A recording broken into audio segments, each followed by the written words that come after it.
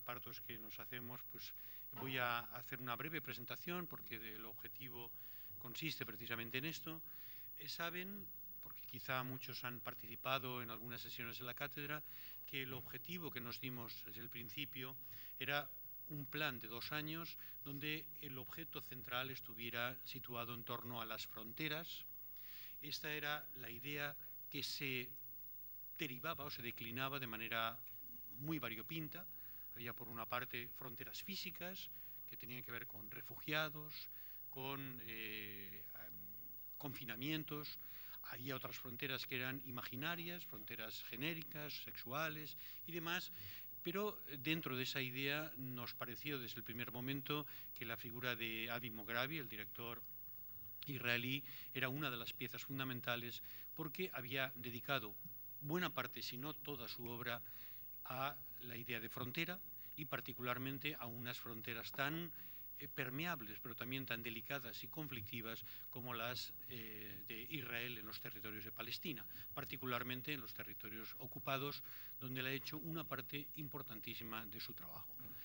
Yo no voy a hacer una larga presentación, pero Avi Mograbi es de sobras conocido. Tienen en la información general su página web, que yo les aconsejo que consulten, porque ahí pueden descargar incluso una parte importante de sus cortos y algunos de sus largometrajes están incluso en YouTube. Avi Mograbi se define a sí mismo como director de cine, documentalista fundamentalmente, y activista. Yo creo que esas dos características nos expresan las fronteras también en las que se mueve su actividad. Comenzó como director, pues, se licenció en filosofía, es decir, su origen académico, pero luego es profesor de cinematografía y trabaja también como director de cine, particularmente como documentalista. Ha hecho un gran número, considerable número de películas documentales y todas ellas son especialmente delicadas y yo diría incluso en algunas ocasiones peligrosas, peligrando su propia piel.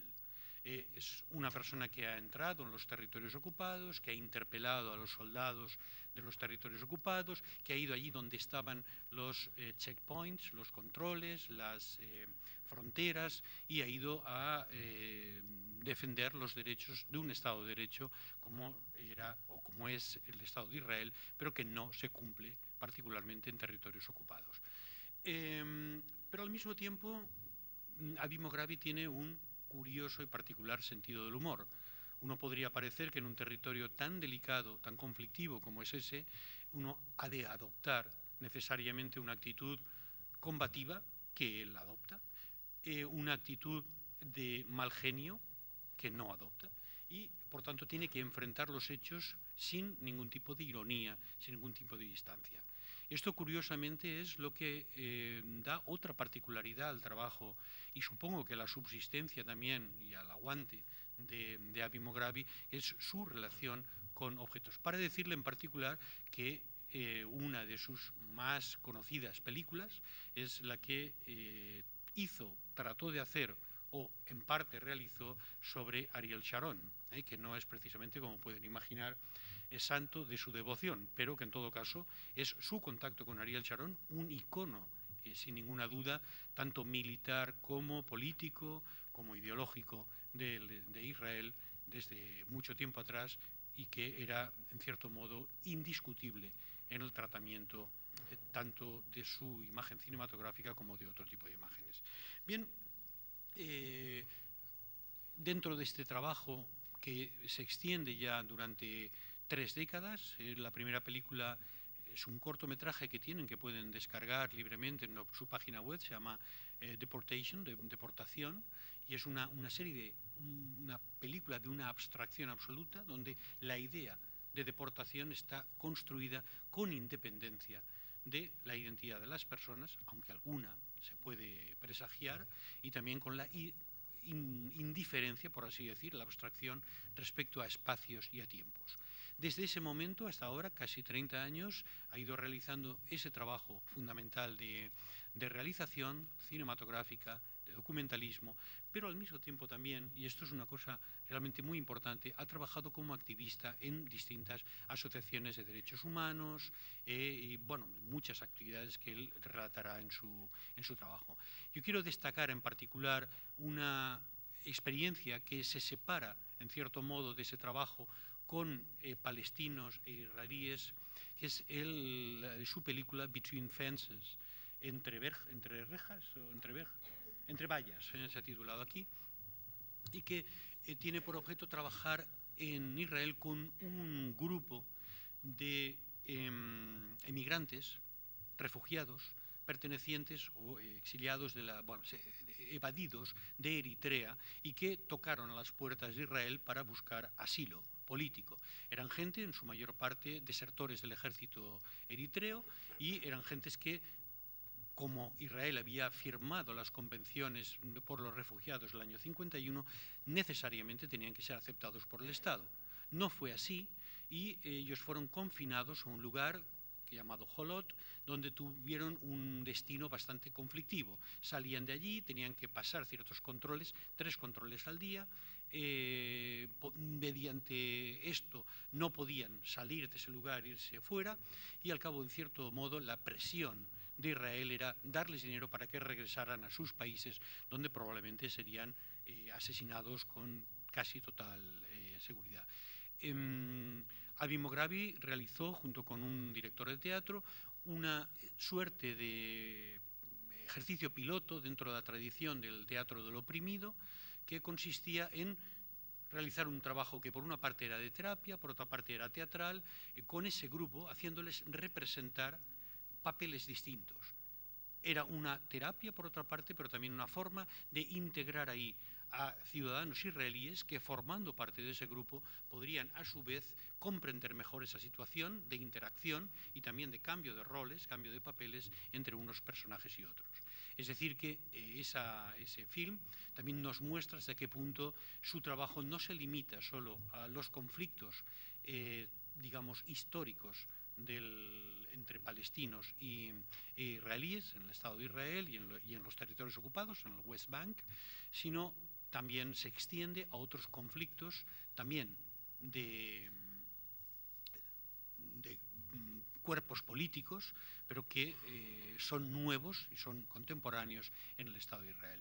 Bueno, para nosotros, tanto para Juan Vicente Aleaga como para mí, como para la Cátedra y el IVAM, el director está aquí presente, pero ha decidido no subir aquí, es un enorme placer, es un privilegio tener a Avi Mograbi entre nosotros y yo voy a bajar a otro lugar a dar la palabra y después habrá un tiempo, después de su intervención, para preguntas, respuestas, comentarios, porque lo que va a contar él realmente es, en cierto modo, yo creo que muy nuevo para muchos de nosotros. Muchas gracias y bienvenido.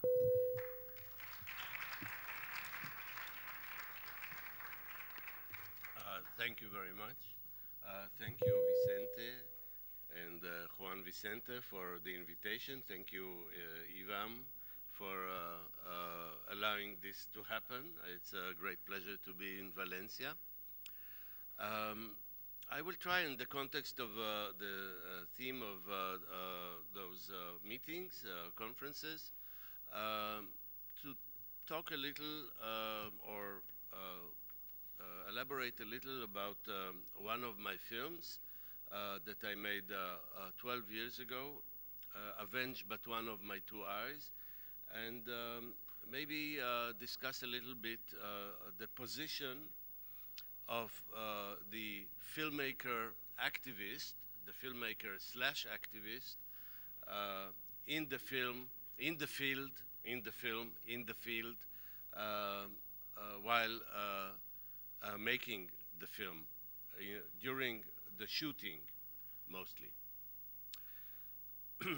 Avenged but One of My Two Eyes was filmed mostly in 2003 and was released in 2005.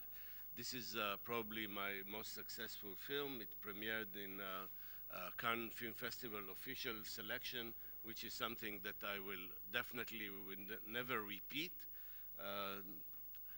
But at the time, it was definitely a great moment. It's not that I will not repeat it because I don't want to be there. I will have, but you know, it doesn't occur a lot that documentaries get into the official selection, etc. Now, I want to tell you a little bit of this film and how it developed, how it was born. You know, Israel is occupying the West Bank and Gaza Strip for the last 50 years, since the war of 1967. And right now, the West Bank and Gaza Strip, in the West Bank and Gaza Strip, there are 3 million Palestinians who are occupied and whose lives are controlled by military law, martial law, and this means that every aspect of their life is approved by the Israeli military. Of course, there are different levels to this occupation. Gaza Strip supposedly, Israel supposedly evacuated Gaza Strip in 2005, but the truth is that we still, together with Egypt now, control Gaza Strip and has turned it into the biggest prison in the world. 1.5 million people live under the siege created by Israel with great help of Egypt. And in the West Bank, there are different regimes of occupation, different levels of control of Israel of the lives of Palestinians. Now, in the year 2000, the second Palestinian uprising, the second Palestinian intifada, like it's called in Arabic, has erupted. And this was a very violent intifada. Dozens of suicide bombers have arrived in the cities of Israel from the occupied territories and have blown themselves up in commercial centers, in buses, in the street, and many civilians were killed.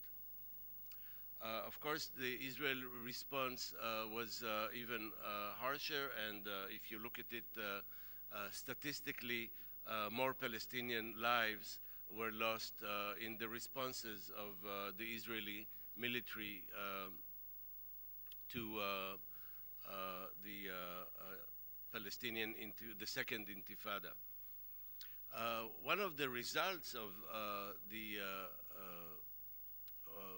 measurements that Israel has taken in order to control the arrival of suicide bombers to Israel was the creation of the separation barrier, or some call it wall, the separation wall, because indeed in some parts, in the most populated parts, it is a wall, a 9-meter wall. Can you imagine?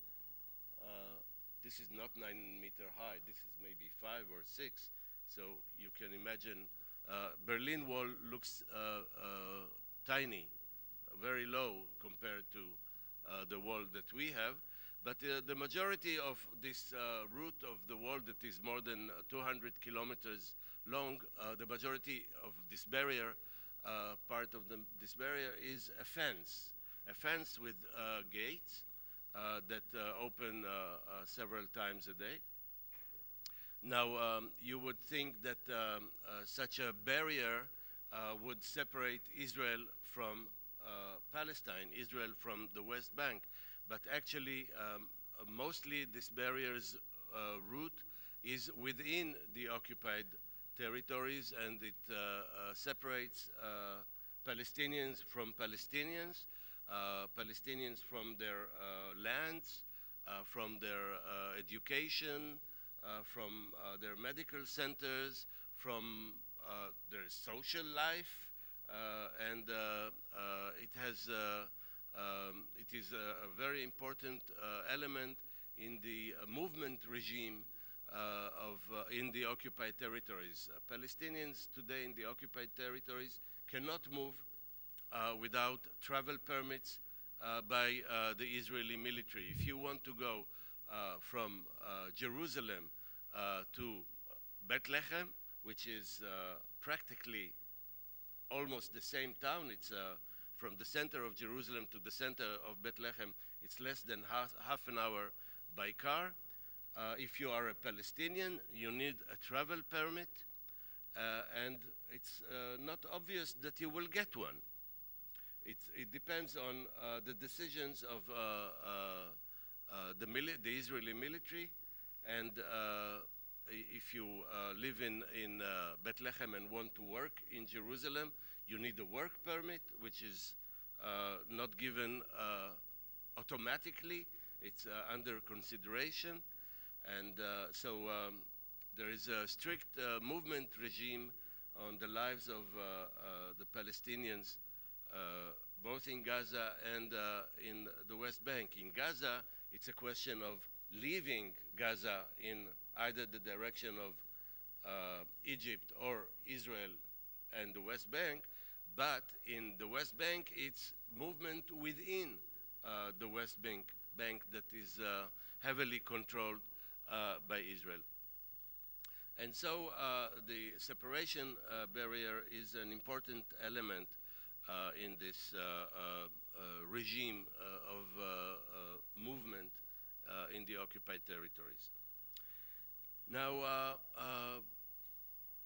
I think sometime in 2002, there was a suicide bomber in Tel Aviv, not very far away from our home. And on this day, in the afternoon, a friend of ours came for a coffee, and she was, of course, very disturbed by the bombing that occurred a few hours earlier, and she was talking about the death culture of Islam. You must remember, we're talking 2002, 1 year after September 11, there were endless discussions and articles written and television experts and so-called experts talking about the death culture of Islam and how shedding blood is an important element of Islam culture. Now, I know very little about Islam, but I know something about our own culture, about Israeli culture. And this brought me to thoughts about maybe making a film about our own death culture. And I've chosen two important myths of Israeli culture. The first myth is the Samson myth, biblical Samson. You probably know the story of Samson and Delilah. Samson, according to the Bible, was a judge, which is a little bit different from what we call judge today. Judge took measurements to create the peace that he was looking for. A judge could do physical things to remove menaces. And Samson was a very strong person. If you remember, he could not cut his hair because his power was in his hair. And he killed many, many Philistines. Maybe it's a coincidence. Maybe these are the ancestors of Palestinians. I'm not sure. But Samson fought against the Philistines, and the Philistines really wanted to know where his power comes from. And at a certain point, he married a Philistine woman, Delilah, and he loved her so much that he gave away his secret, that his power was in his hair. she cut his hair, and then the Philistines captured him and took him to the temple of Dagon in their god, Dagon in Gaza, where, and also they poked his eyes so he could not see. And there was a boy, a Philistine boy, that was assigned to lead Samson in the temple. And Samson asked to be placed between the two pillars that hold the temple. And standing there, he talked to God one last time and pleaded to get another boost of power so that he may at least avenge one of his two lost eyes. And God provided him with this last energy, and Samson pushed the two pillars with the power of his body, and the whole temple collapsed on top of him and on top of 3,000 Philistines that were in the building. And thus Samson became the first suicide bomber in history. Now, because what do suicide bombers do? They enter a place full of civilians. They don't check if they committed any crimes for which they deserve to die, if there is such a thing, deserving to die. And they just kill to do communal killing. I don't know if this is a term that means anything. But we study Samson as a hero. We call Samson the hero. It's not said in the Bible that it was a hero, that he was a hero. It said he was a judge. We don't call him Samson the judge. We call him Samson the hero. And every schoolboy, schoolgirl, at the age of 10, when they study Bible, and we study Bible for 12 years in elementary school and high school, every student in Israel studies at the age of 10 the story of Samson, the hero, without any, mostly, depends on, of course, on who your teacher is, but mostly without any criticism about the act of killing, of mass killing so many people. And we admire him for not having resigned to the powers of the Philistines, but fought back and killed them in a mass. So this was one myth that I wanted to deal with, because it's a very important myth in our culture, in the Israeli culture. And the second myth was a myth of siege and suicide, the myth of Masada. Masada is a fortress that was built by King Herod. King Herod, who was one of the Roman rulers of the land of Israel. I don't know how it was called exactly at that time, in the land of Israel. When the Romans occupied this region 2,000 years ago, the last group of Jewish rebellions found refuge in the fortress of Masada, which is down in the desert, south of the Dead Sea. Found about 960 people found refuge in the fortress of Masada. And as the Romans were approaching to break into the fortress, it's a fortress on top of a mountain, so it was very difficult. There were endless months of siege.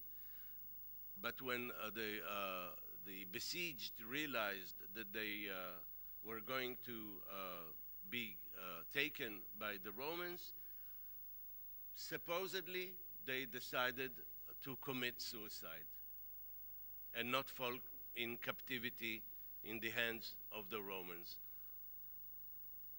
Now, there were 960 people around, 960, I think 967, according to Flavius Joseph, who is the Roman historian, who's the only written literary source to this story.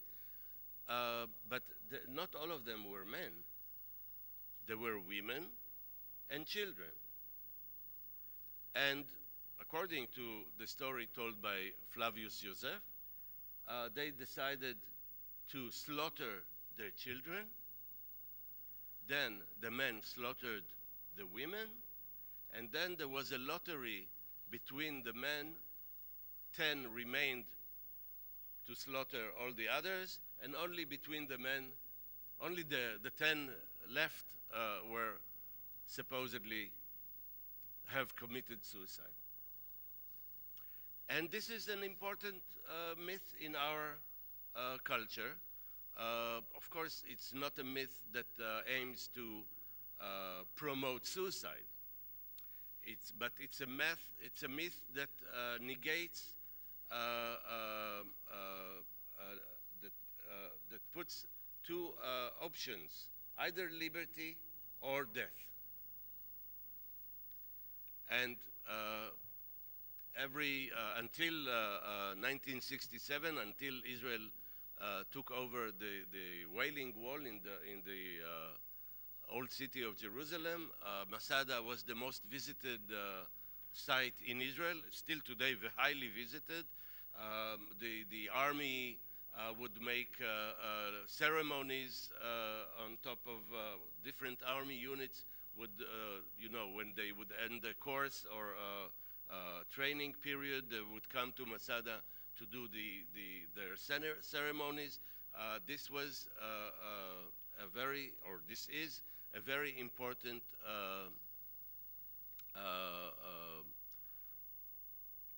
a myth, or I would say a standard of thought in our culture. So I decided to take those two myths and make a film around them.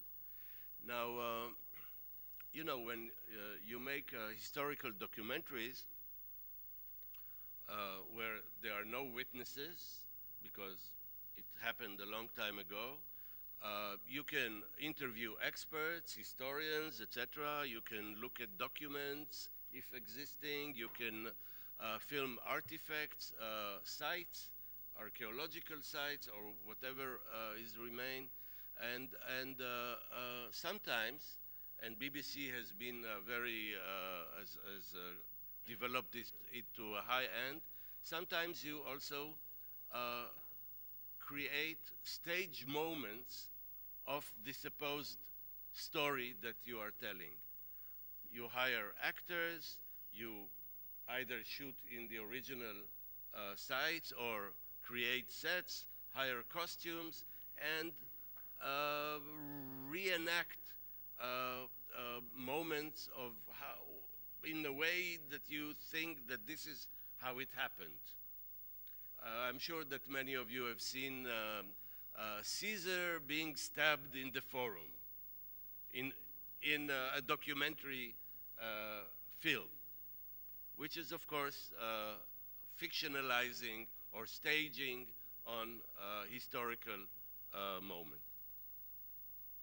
So instead of staging such moments to illustrate the stories of Masada and Samson, I decided to illustrate those stories with documentary situations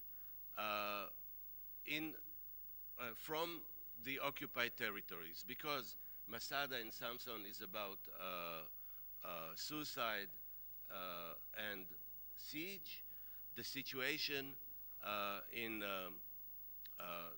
2003 was a situation where there were lots of suicide bombers. Palestinians apparently were losing the the wish to live, or there was a decline in the wish to live, and of course there was siege. This whole movement regime, the separation barrier, the travel and work permit regime that was imposed on the Palestinians by the Israeli military was for me a very good illustration to the siege of the Romans on the Jews. What I tried to do to be very blunt is to do a role change game there. The ancient Romans became the contemporary Israelis, and the ancient Jews who were besieged by the Romans became the contemporary Palestinians. So there was I tried to twist with this role game, role play, the situation, and of course the thought was that, like always, you think that if you are a filmmaker that has some kind of trust in the power of cinema, and at the time I still had this trust, you say to yourself, if I will show it to them, obviously some will share my ideas, some will understand and will agree.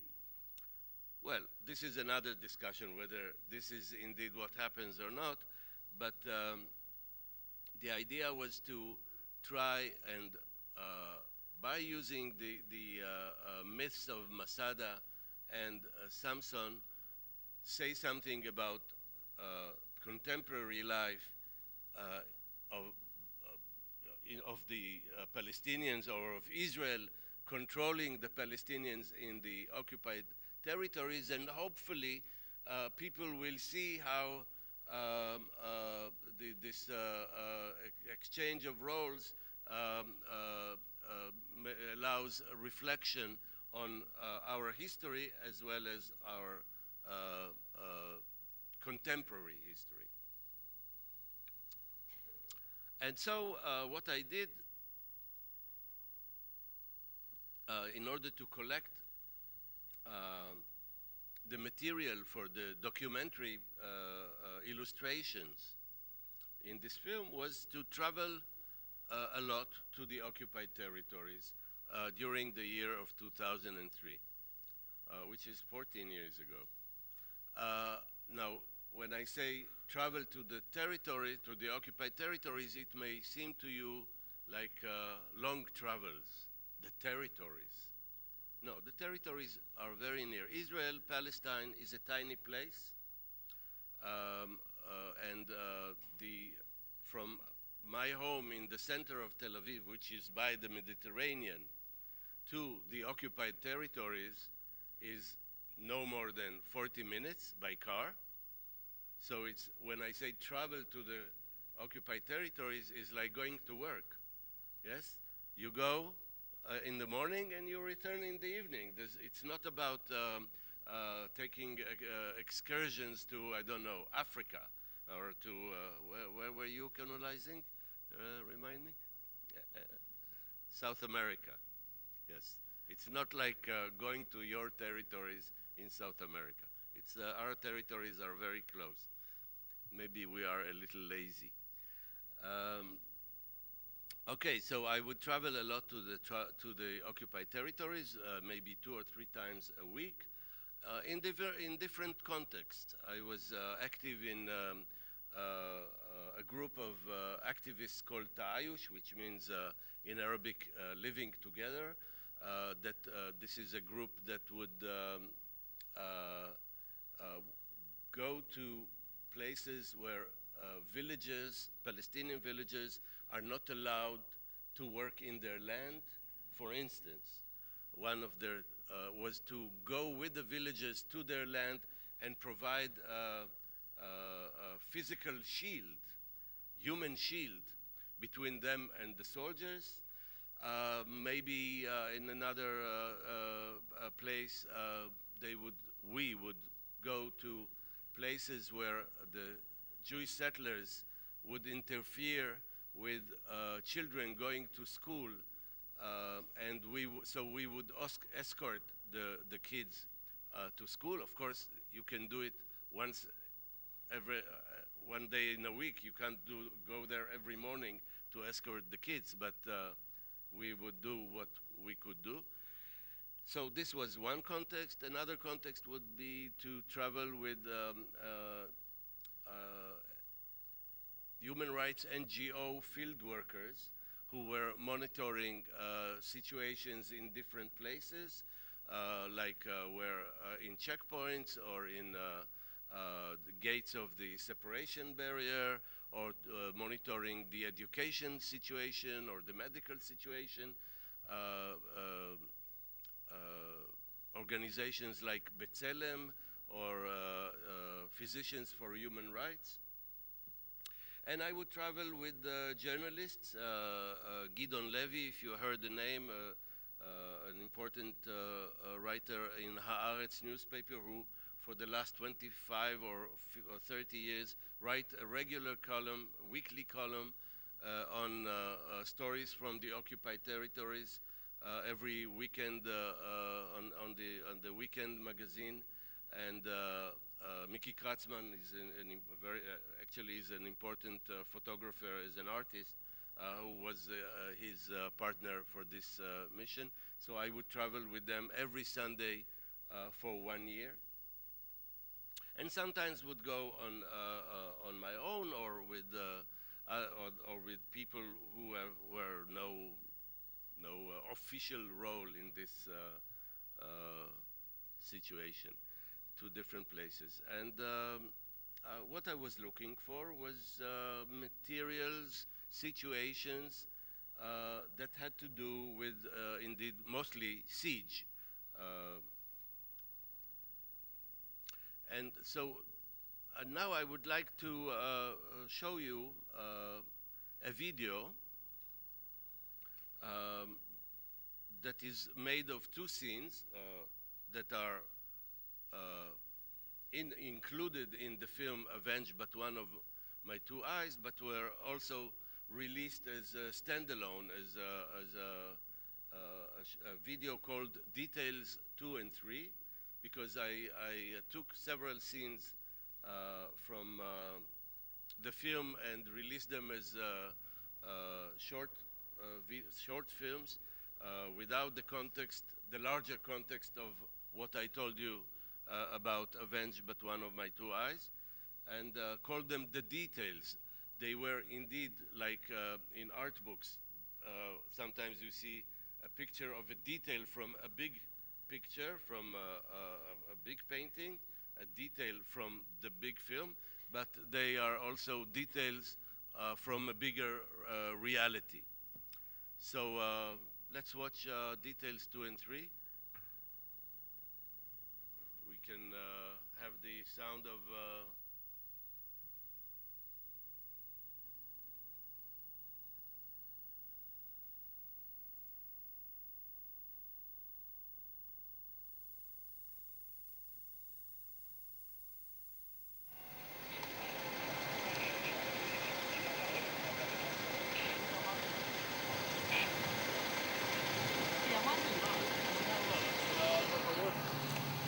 תכבד את זה בבקשה. אהלן, שלום. תכבד את זה שנייה. מה הבעיה? תכבד, נדבר. תכבד, אתה יכול לכבות שנייה? סימה מכובדת, אל תיגע בה בבקשה. אל תיגע בה בבקשה. כן, יש לכם אישור להיות פה? מה? כן, היה פה הרגע קצין, תת אלוף, ואמרנו שמותר לנו להיות פה. אתה יכול לכבות, אל תכוון את זה עליי. אין שום סיבה שאתה תתחיל לשלוח ידיים למצלמה. לא שלח שום ידיים למצלמה. לא שלחת שום ידיים למצלמה. לא שלחתי שום, כן, אני לא רוצה שתצלם אותי, מותר לי? לא, האמת שלא, אתה שליח ציבור. אז למה אתה עדיין מצלם?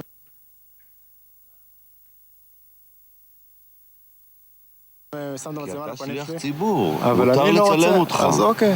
מותר לצלם אותך, אתה אז שליח תכף ציבור. נבדוק אם מותר לך לצלם פה או אסור לך לצלם פה. אם מותר לך לצלם פה, לא נפריע לך, אם לא מותר לך. בסדר. בסדר, אל תכוון את זה עליי. אדוני, אתה אל תגיד לי מה לעשות. אני לא רוצה אני שתצלם אותי. אזרח. אתה כרגע, אני לא יודע אם מותר לך לצלם פה או לא מותר לך לצלם פה. תמתין. מה, אתה לא מבין עברית? אתה לא מבין עברית? אין אישור. אין שום אישור להיות פה. תראה צו, נראה. אין להם אישור. מה זה אישור? מישהו. תראה אישור. לא, אתה צריך להראות. עמדה צבאית. אתה אל תיגע במצלמה שלי. בסדר גמור. זה דפוק. אל תיגע במצלמה. אל תיגע במצלמה. תזוז, תן לי אוויר. מה? חבר'ה, תגידו, אין לכם מה... רגע, תעשו סביבו מעגל, חבר'ה. תעשו סביבו מעגל. על הסף של... אף אחד לא לגעת בו. אתם משתמשים בכוח שאסור לכם להשתמש בו. טוב, תעשו סביבו מעגל, אף אחד לא... די, תעזבו אותי. הגעתם, בחייכם. איך אתם מתנהגים? תעתי איך שאתה איך מתנהג. אתם מתנהגים? איך אני מתנהג? מה עשיתי לך? תוריד את המצלמה. אין שום סיבה שאני אוריד את המצלמה. לפי החוק מותר לי לצלם שליח ציבור. תכף נבדוק מה החוק נותן לך. צבאי, סגור, אסור לך לצלם.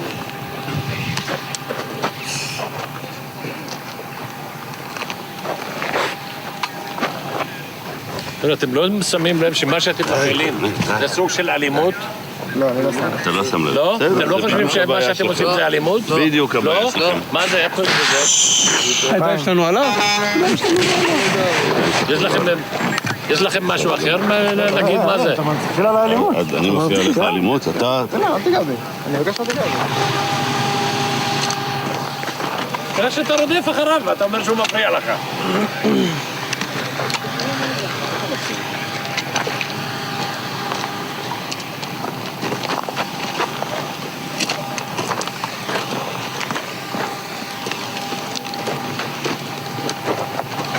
די, בחור. אני לא עשיתי כלום. די. תפסיק, שמעת? פשוט תפסיק. הנה, אתה מכיר את הנהל של כל האבוטלם האלה שבאים לצלם?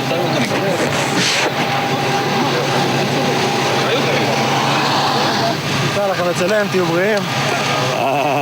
מותר לנו... סליחה, שמעת על המילה? שמעת על המילה? סליחה, בחור. שמעת על סליחה?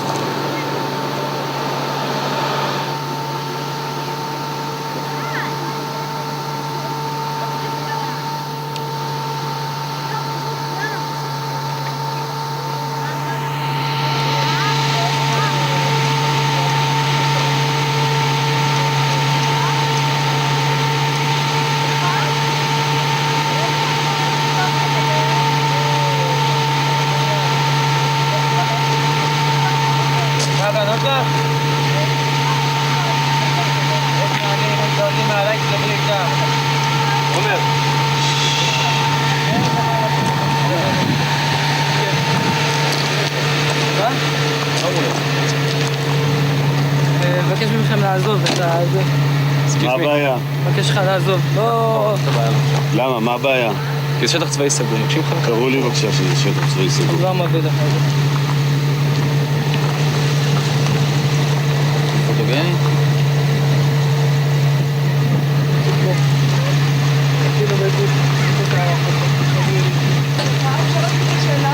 שאתם עומדים לפתוח את השער? לא. כי אנחנו כבר שאלנו את המנהל האזרחי, ולא ברור למה אין התאמה בין השניים. לא, צריך לדבר איתך. אוקיי? יש שעה שהמנהל האזרחי על פיו פותחים את השער, אז תראה רק על שעה אתם מתחילים. אני לא מדבר. אתה רוצה לתת לי מספר אישי ושם? זה גם פה. אני אתן לך מספר אישי ושם, ואני לא חייב להגיד לך. 697-4568, עומר אליהו, סגר. אני מתכוון... וסיבה לאי פתיחה בשער, ילדים? לא, אני לא חייב להגיד לך. למה? לא חייב להגיד לך.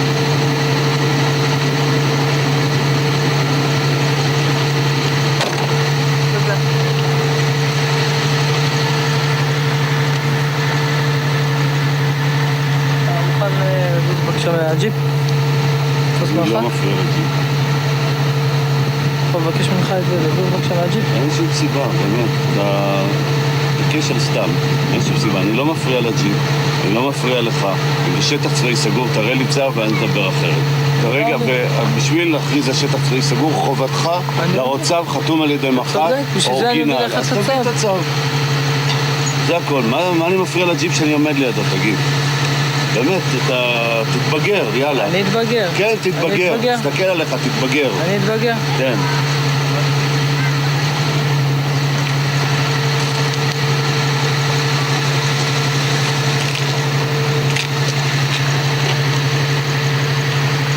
במקום להזיז אותי מהג'יפ, במקום לבלבל את המוח עם שטח צבאי סגור, תפתחו כבר את השער לילדים האלה שחוזרים מבית ספר. זה מה שאתם צריכים לעשות. לא, אתה... כן, אני מרצה לכם.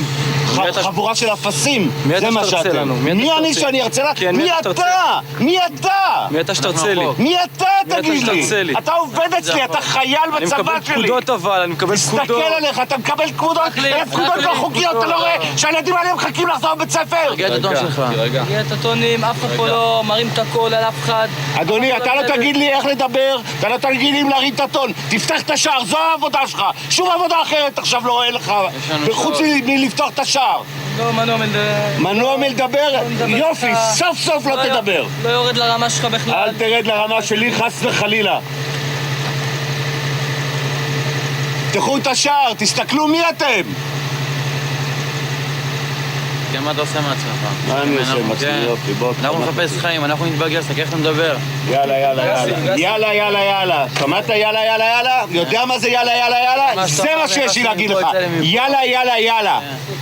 סתם יוצרים להם חומר, סתם יוצרים להם חומר. עומדים פה, עומדים הילדים ליד השער, אתם לא פותחים את השער, אתם לא אומרים גם מתי? תגיד, מאיפה באת? מאיזה חור הוציאו אותך? מאיזה השפעה שלו אותך?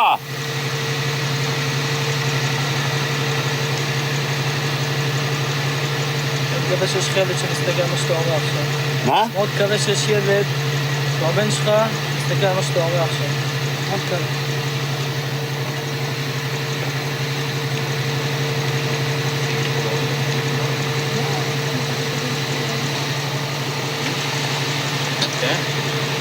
לא צריך לענות לך, לא צריך לענות לך. מאיפה באתם? מאיפה?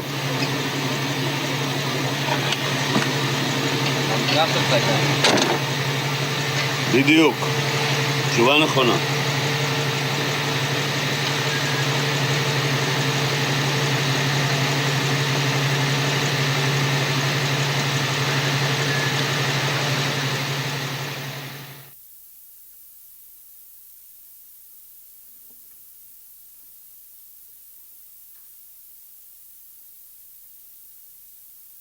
Okay, when Vicente earlier mentioned humor in my films, I'm not sure that these are the best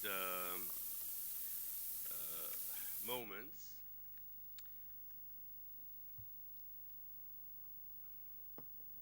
Now, in the context of talking about borders,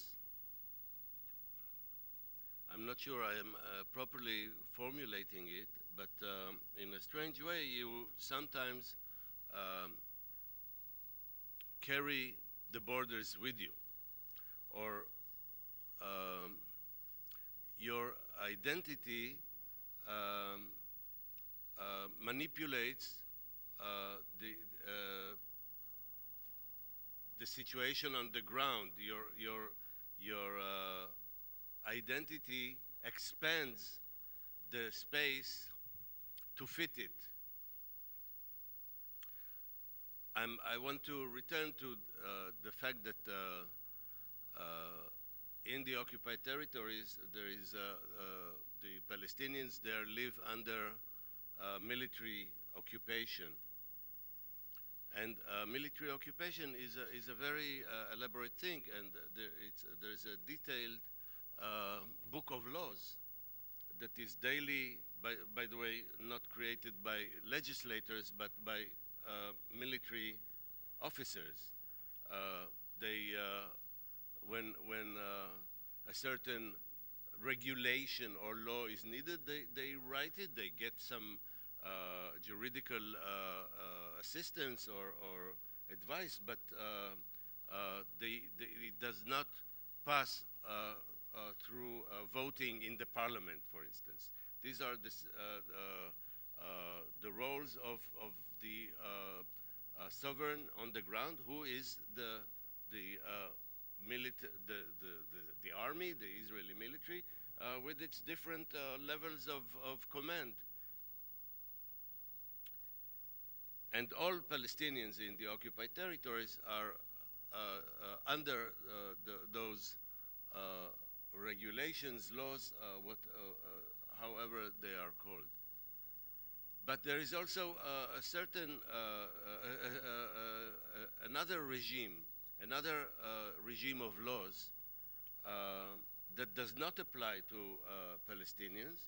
It's the regime of the Israeli law, the normal civil Israeli law that applies only to Israelis who go to the occupied territories.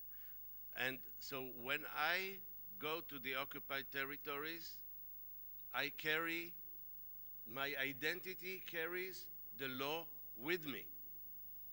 The law that applies only to Israelis and not to the children behind the fence. The children behind the fence are under the military law, and this officer is policing this law.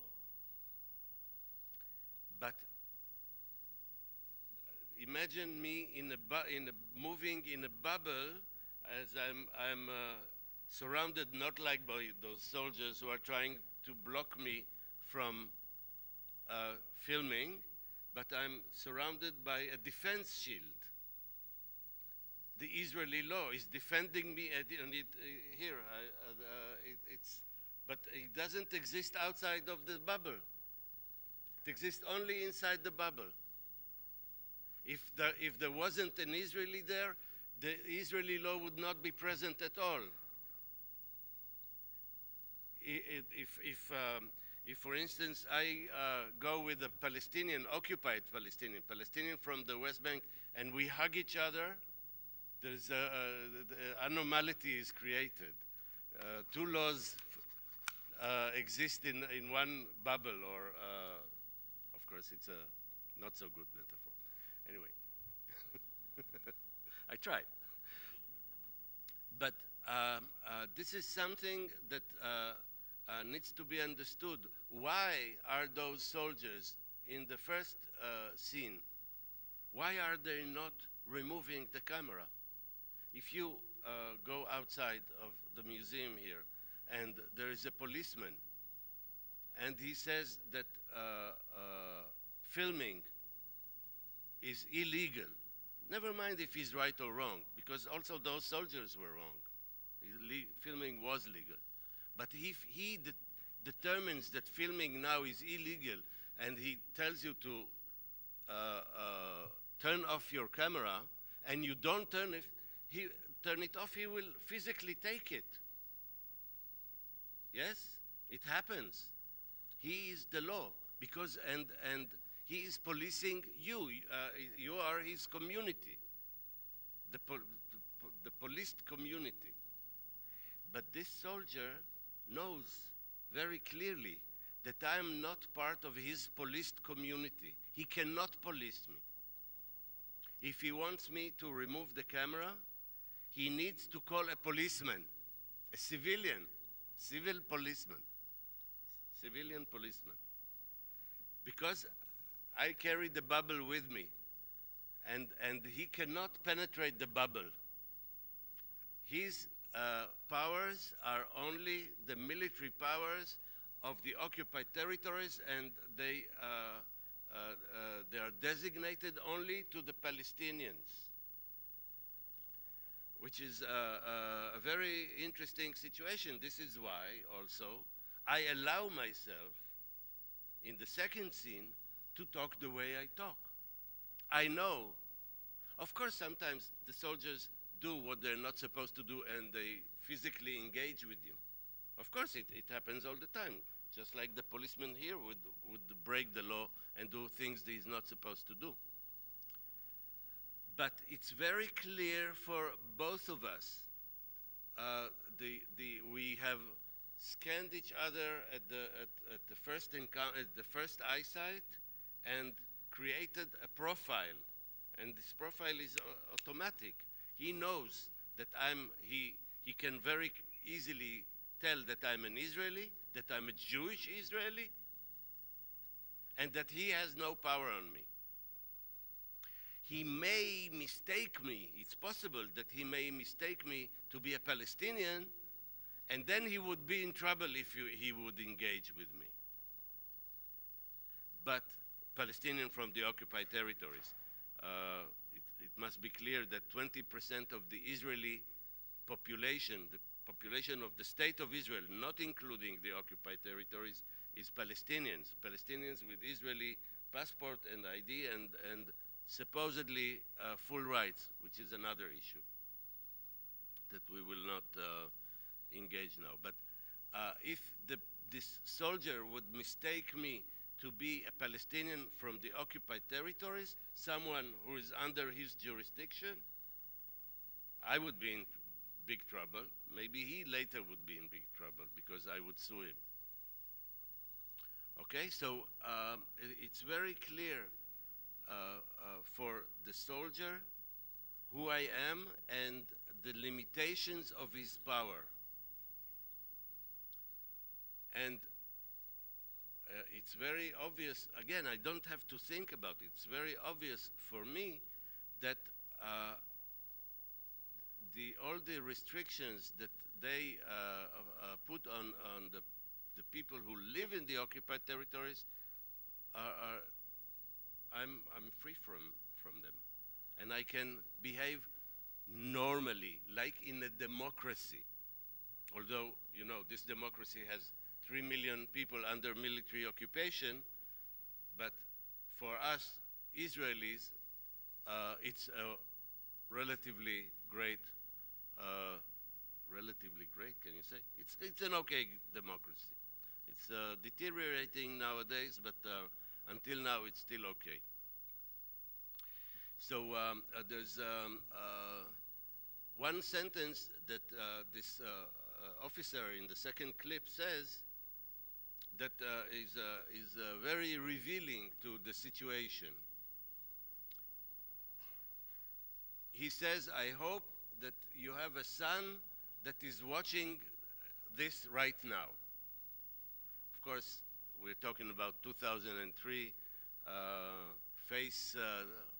Facebook Live was not yet an option. But he says something that is not about transmission of video. He says something about who we are. He said, the subtext of what he says is, I know that you are an Israeli. I know that you served in the military, which is right. I did serve in the military in the late 70s. I know that you have children and that they serve in the military. And I hope that your children will see how you behaved with me and they will criticize you for that. This is what, because when you attack me, you attack your own children, because we are all, the subtext, maybe he didn't think about it when he said, but the subtext of it is we are all doing it. It's not just me, it's your children also. Because if you are Israeli, you are part of the occupation and you participate in implementing the occupation. Luckily, 2 years after this event, my older son refused to become a soldier and was jailed for that, and so the soldier was wrong. But the truth is that he perfectly read the situation. Absolutely perfectly read the situation. So I just, in order to, I think that we are getting to some conclusion, but I can't leave this second scene without a little bit of explanation of what happened there. Because this is also part of the regime borders and movement.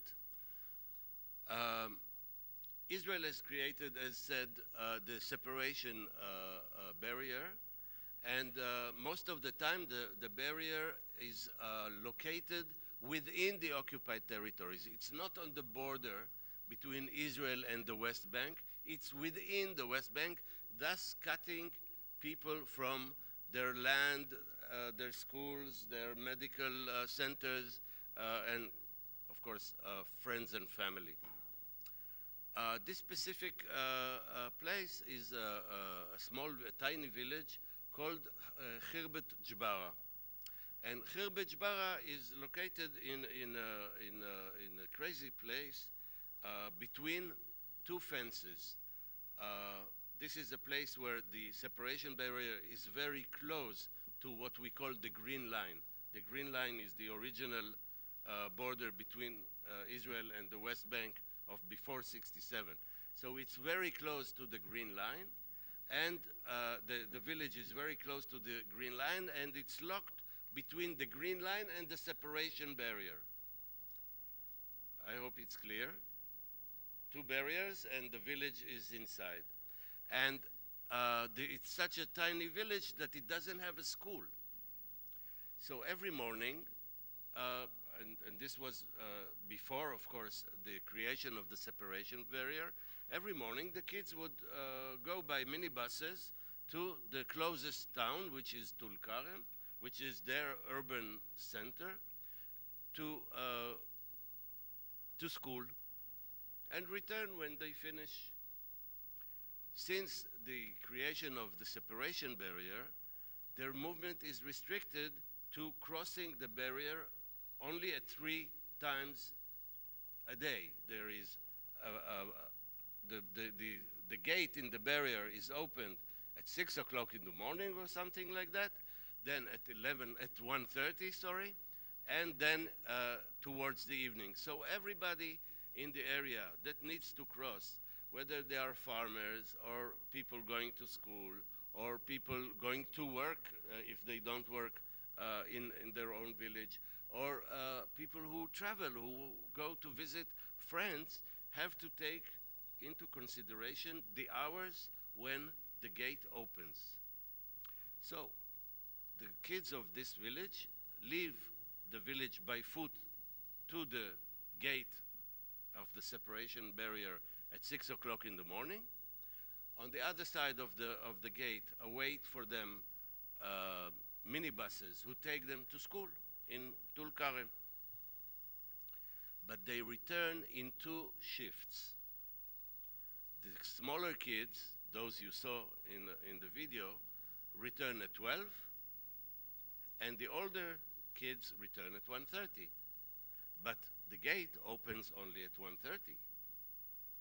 So the kids, the smaller kids, find themselves waiting for an hour and a half in, this was shot in September in a crazy heat of 35 to 40 degrees. It's like, I don't know how hot it gets here, but this is how hot it gets there. And in the winter it gets very cold there.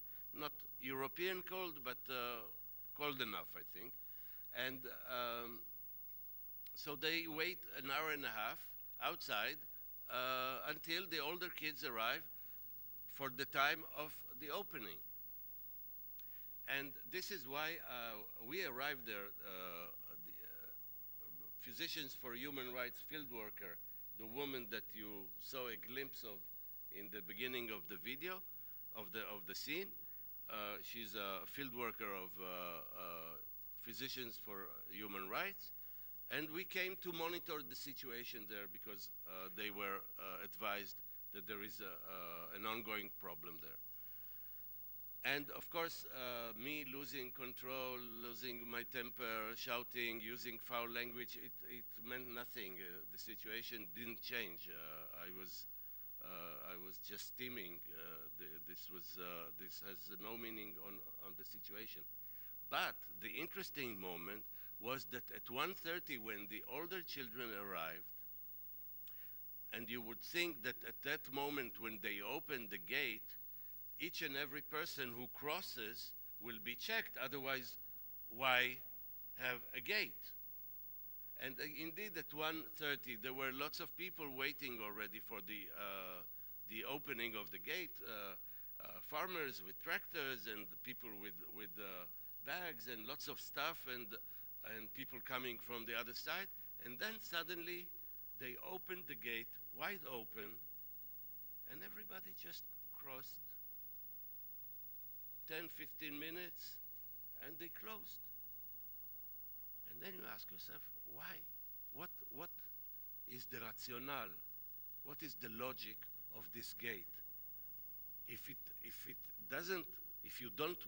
the gate is not used for monitoring the people who come in and out, who needs the gate? Why does it close? C'est comme ça.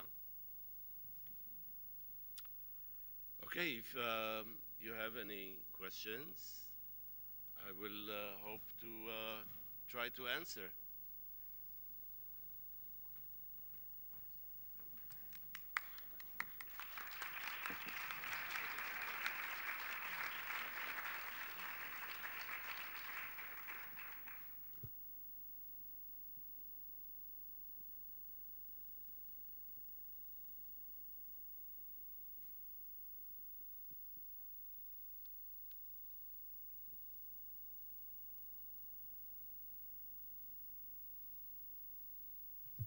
Bueno, estamos buscando los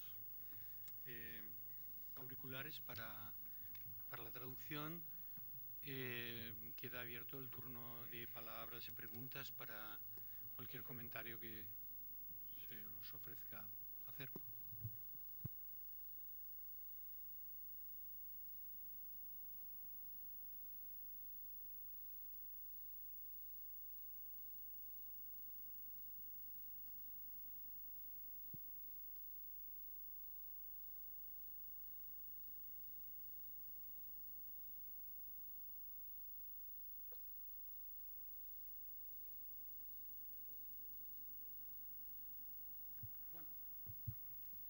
Pues adelante, si tenéis preguntas, sí.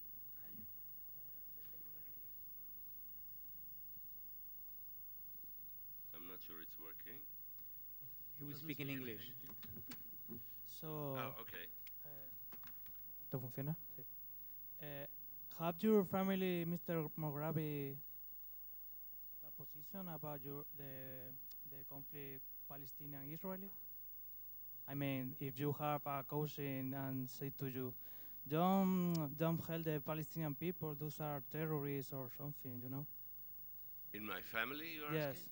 or friends, or... Well, I grew up in a very right-wing family. My father was part of the right-wing resistance to the British mandate before 1948. He was not a big fighter, but he was jailed and deported to Eritrea. The British had prisoners camp in Eritrea, and he was deported there for a year or so. So obviously, we didn't share the same ideas or the same point of views. I think that until the age of 16 or so, I was a better family member than now. Or, no, I'm a good family member. But when I was a teenager, I started diverting and having different thoughts. And my father and I had a lot of fights, especially when the first Lebanon War started in 1982. I was one of the founders of an organization called Yesh Gvul, which means there is a border, which was the first Israeli refusist organization. And I was the spokesman for this organization for the first year of its existence until I was sent to jail because I refused to serve in Lebanon. You know, Lebanon was a war that lasted 18 years. First Lebanon war lasted 18 years.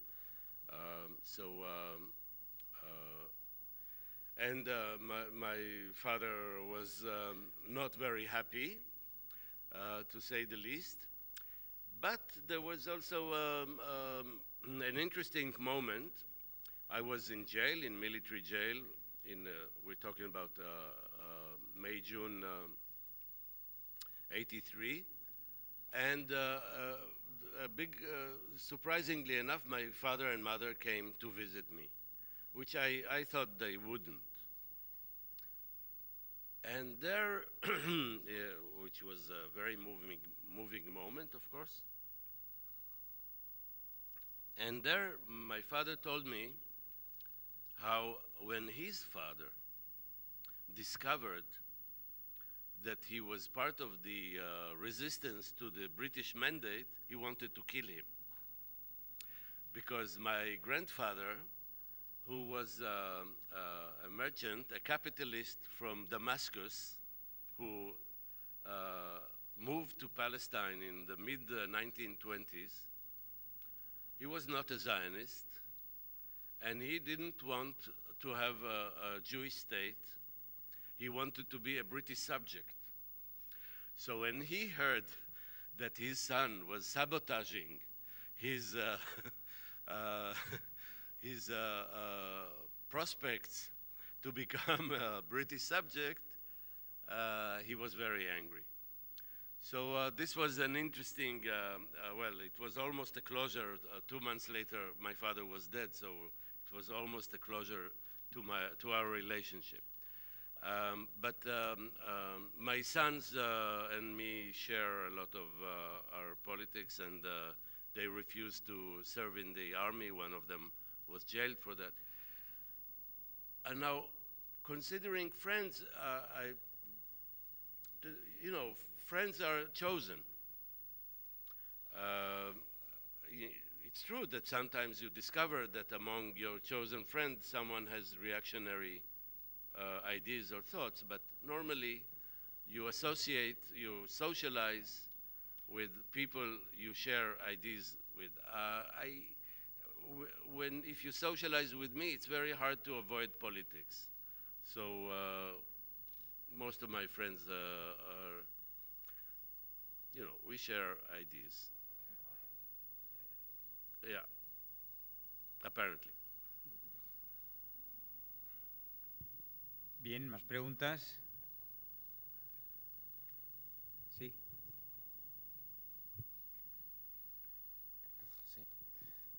Usted ha dicho que es una democracia...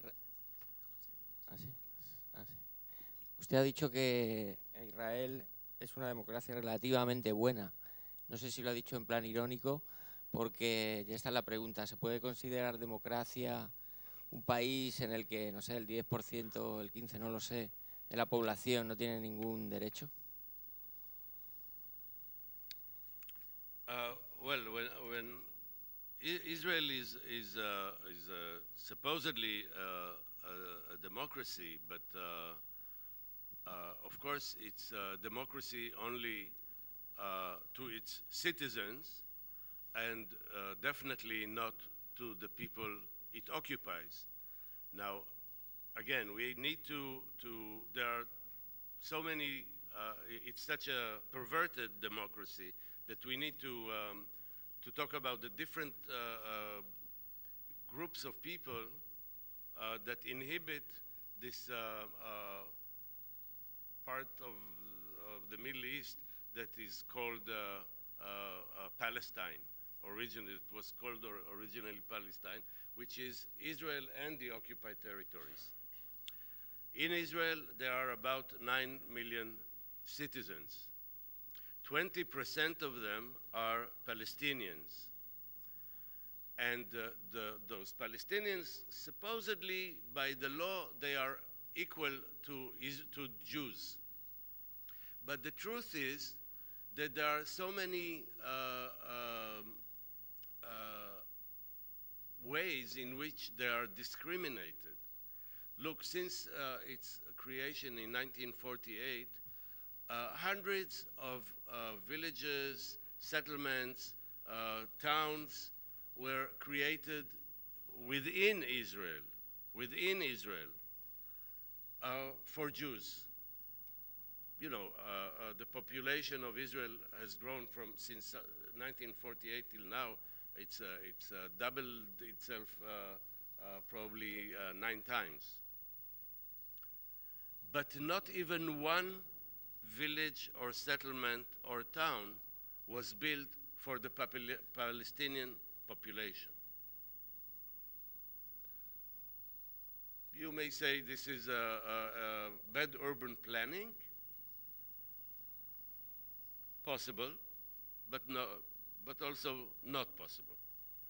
And there are endless ways in how Palestinians who are equal citizens in Israel are discriminated compared to Jewish citizens of Israel.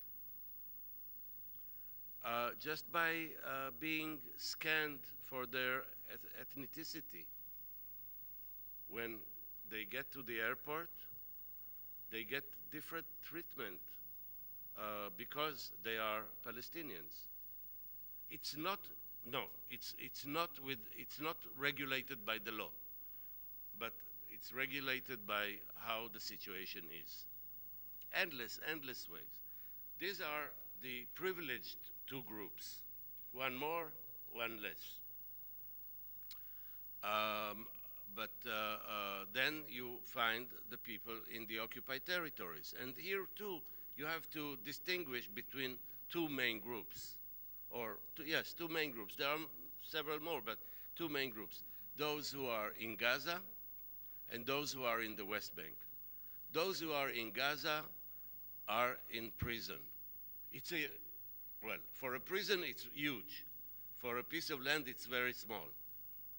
This is one of the most populated areas in the world. They are totally dependent for water, electricity, any merchandise, any whatever they need for basic proper living on Israel and Egypt. So, and right now we have a big crisis in Gaza. Well, we have an ongoing crisis in Gaza for many years, but in the recent few months, Gaza has electricity for only 3 or 4 hours a day.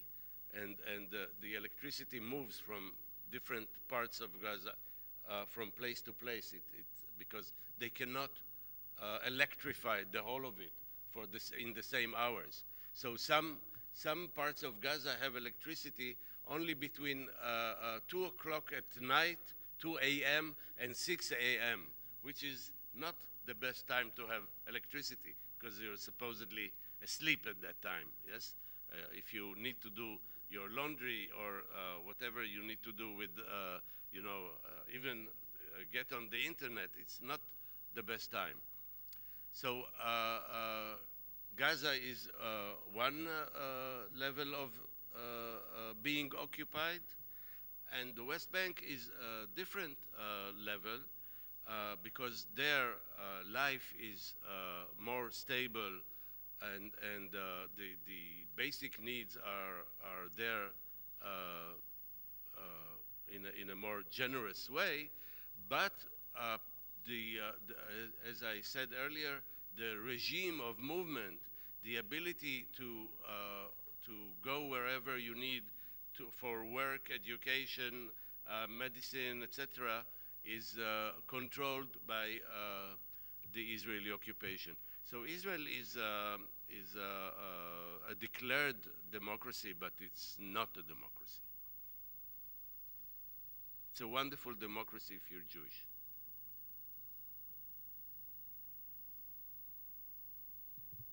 Sí.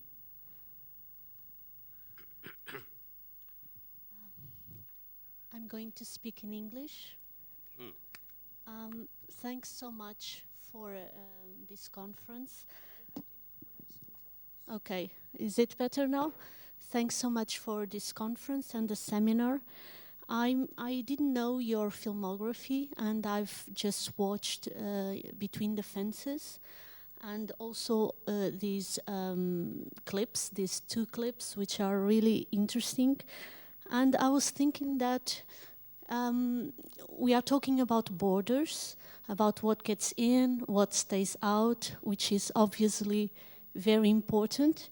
But we are also talking about testing the limits, because as I see it, from what I've seen, your films are so much about yourself as a film director, as an activist, as a citizen, as a person, testing limits, and also at the same time testing the limits of the state of the law and of democracy. Because you were just saying that Israel, well, it is a democracy, formally, and I cannot stop thinking that I myself live in a democracy, which is, well, it works so far, which is Portugal. It's in Europe and it follows the rules. But is that enough for us?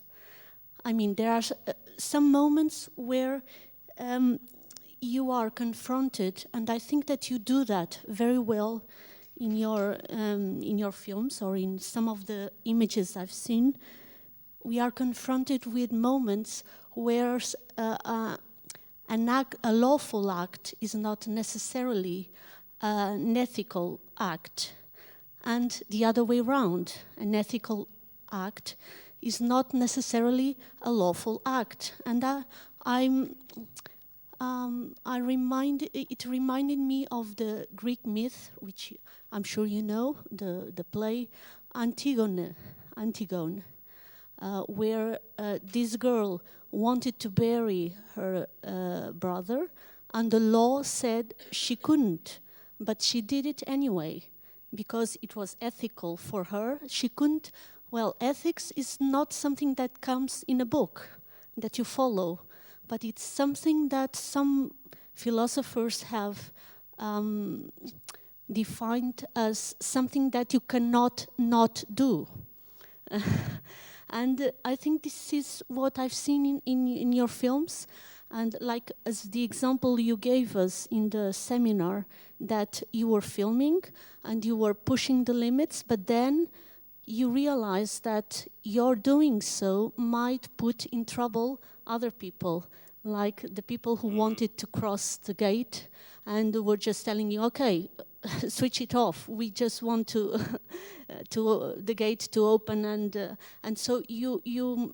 For me, it was very comforting to hear that you thought about these people, because it doesn't always happen with filmmakers, and because not all filmmakers are ethical, I think. And so I just wondered, I was thinking about this, and for me, this is very important, these 2 things, pushing the boundaries or pushing the limits, testing the limits, and also this thing to do with law and how comfortable we are within our law, and sometimes how maybe sometimes we have to ask if this is enough, and sometimes it's not, and we are just being ethical or risking things, because ethics is not a comfortable thing usually. Well, that's it. Thank you. Okay, I agree that a lot of what I do has to do with ethics and not necessarily with the law, especially again when in Israel a lot of times the law is allowing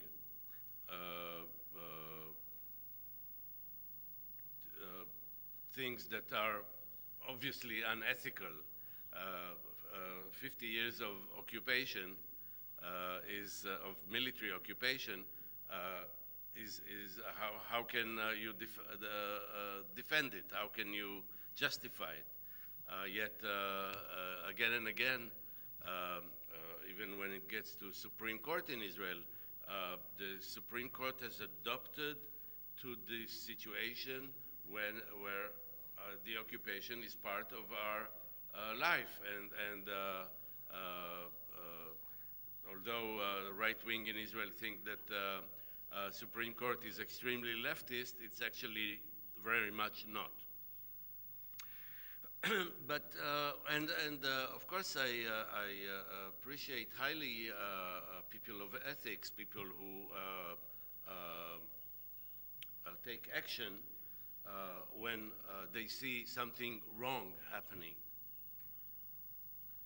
But then there's another thought. What happens when someone has different kind of ethics? When you don't share the same ethics? You know, you differentiate it between the law, because the law is written and voted on. It can be changed, but it's still, for some time, it has a certain stability. And ethics is something that comes from your understanding of the world and the different relationships of groups and individuals and situations and rights, etc. And then come someone whose ethics says that the land of Israel belongs to the Jewish people. This is an ethics directly from God, from the Bible. And this is why we should occupy it and never give anything back. And even the more extremist would say, should be cleaned of those who are not Jewish. Is this ethics? Well, it's not my ethics. I hope, well, it's not your ethics, I know. But I mean, this person totally believes in it. So are we saying there is what we consider the Western liberal ethics, and which is like a law of books? It has a certain stability, and then we can rely on it, and all the other things are not ethical.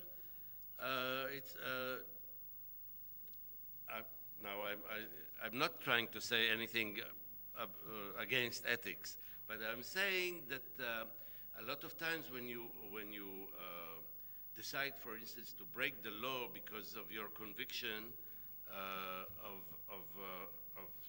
something that is right, some other people also break the law because they think another thing is right, a different thing is right, and they have their justifications, which sometimes it's parallel routes that you cannot talk.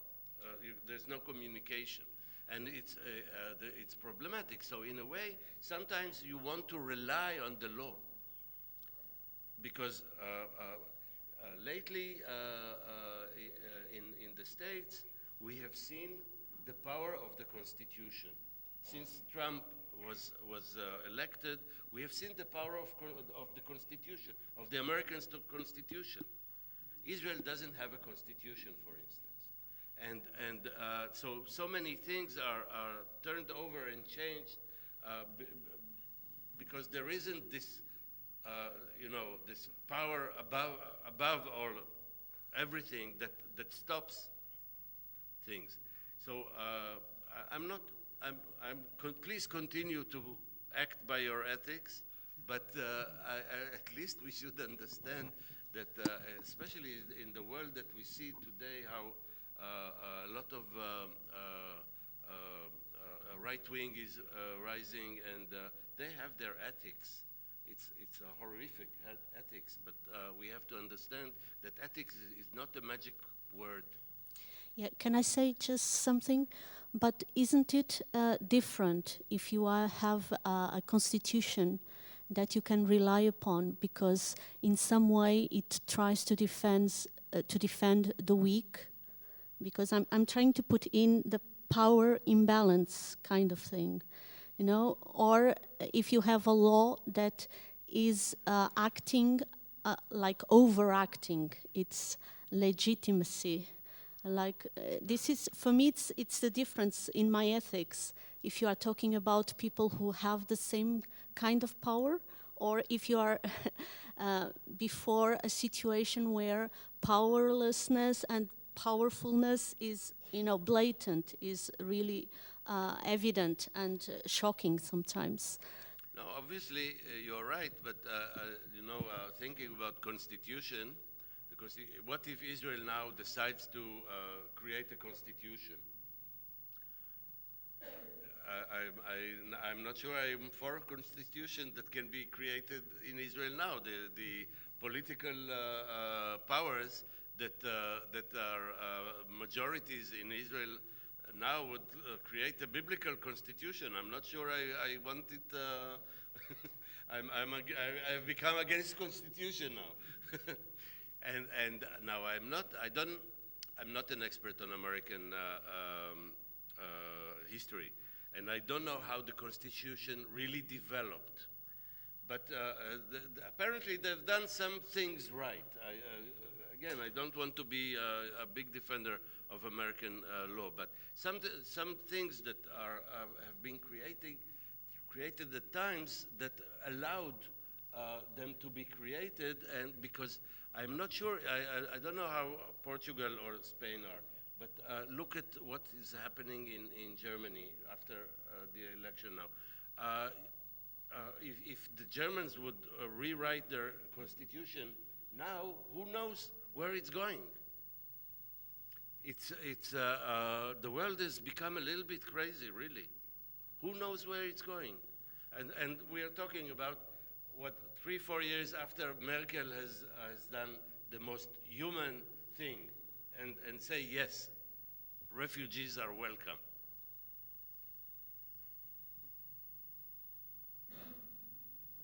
Bueno, pues si no hay ninguna pregunta más, tal vez vamos a ir dejándolo. Muchas gracias a Avi Mograbi por venir a Valencia y a todos vosotros y vosotras por haber acudido al acto.